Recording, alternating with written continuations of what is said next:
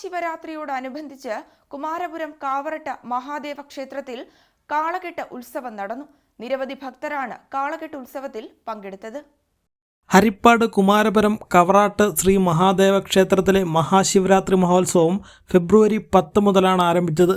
ക്ഷേത്രതന്ത്രി ചെങ്ങന്നൂർ താഴമൻ മഠത്തിൽ ബ്രഹ്മശ്രീ കണ്ഠരര് മോഹനരുടെ മുഖ്യ കാർമ്മികത്വത്തിലാണ് അമ്പലത്തിലെ തൃക്കൊടിയേറ്റ് നടന്നത്.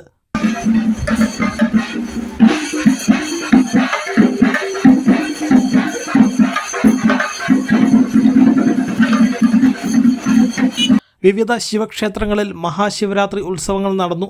പൂജാ ചടങ്ങുകൾക്ക് പുറമെ വിവിധ കലാപരിപാടികളും വർണ്ണാഭമായ ഘോഷയാത്രയും മഹാശിവരാത്രി ആഘോഷത്തിൻ്റെ ഭാഗമായി നടന്നു.